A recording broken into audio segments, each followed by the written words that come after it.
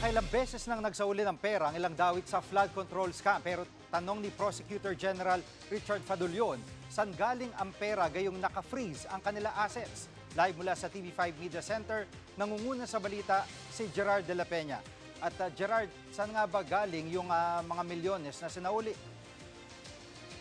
Alam mo, Jiggy, napapatanong na nga itong si Prosecutor General Richard Fadulion kung paano nga nakakapagsauli ng pera itong mga personalidad na dawit sa flood control scandal, lalong-lalo na yung mga kasama sa Witness Protection Program ng Department of Justice. So malamang hindi dumadaan sa banking system ito at meron pa nga raw sila nakuhang mga ebidensya na 2019 pa na-withdraw yung marami sa mga perang ito. At kung papatulan nga raw ng Bangko Sentral ng Pilipinas yung mga suggestion o yung mga panukala na i-demonetize na yung 1,000 peso bill na ginagamit natin ngayon, ay nako, mukhang maglalabasan ang napakaraming pera na may kinalaman sa korupsyon. Pakinggan natin ang pahayag ni Prosecutor General Richard Fadulion.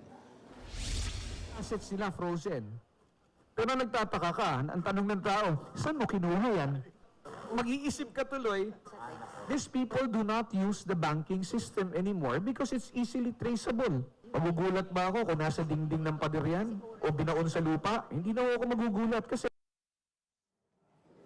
Jiggy, sinabi naman ni DICT Undersecretary at Chairman naman ng Technical Working Group for Asset Recovery ng Independent Commission for Infrastructure na si Aboy Paraiso na gumagawa na sila or ginagawa na nila ngayon itong database na naglalaman ng mga asset na na-recover na ng pamahalaan. At kabilang dyan, itong mga air assets o mga eroplano nitong si dating Congressman Zaldico. Pero yun nga lang, sabi ni Paraiso, parang lugi dito ang gobyerno dahil gumagastos ng hindi bababa sa 50,000 pesos kada araw, kada eroplano para sa upkeep, maintenance at hangar fees nitong mga eroplanong ito.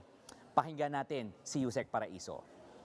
Hindi lang depreciation ng inaalala ho ng ating mga directors na both ng CAPNAT, ng AMLAC at saka ng mismong pamahalaan natin. Nagbabayad din ho tayo ng hangar fee. Nagbabayad tayo ng upkeep and maintenance fee doon sa mga air assets na yan.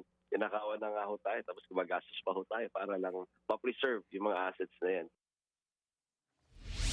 At Gerard, kaugnay doon sa investigasyon sa flood control scam, ito ba'y umaandar pa o anong nangyari na dito? Anong update na dito sa investigasyon? Alam mo, Jiggy, aminado naman si Fadulion na medyo mabagal nga yung usad nito at wala din siyang maibigay na timeline dahil sabi niya parang mas mabuti na nga yung mabagal pero sigurado namang tama yung ginagawa natin kesa para tayo nagmamadali lagi at ang ending nito walang mako-convict o walang makukulong dito sa ginagawang pagkakaso ng pamahalaan dito sa mga sangkot dito sa flood control scandal. So sa ngayon, ang latest dyan, Jiggy, may hinahanda raw na kaso ang DOJ kaugnay naman sa 3 ghost flood control projects dyan sa Bulacan. At magsisimula na rin daw umusad itong preliminary investigation kay Senator Jinggoy Estrada bago matapos ang buwang ito. Pakinggan ulit natin si Fadulion. so, ang hinihiling lang po namin, konting pag-unawa. Alam po namin ang kagustuhan at hinihiling ng taong bayan. Ginagawa po natin lahat. Pero hindi po tayo pwede magpadala sa galit. Kailangan pong mangibabaw pa rin yung ating paniniwala sa batas. Yan muna ang latest. Balik sa'yo, Jiggy. Yan pong ulat ni Gerard de la Peña live mula sa TV5 Media Center.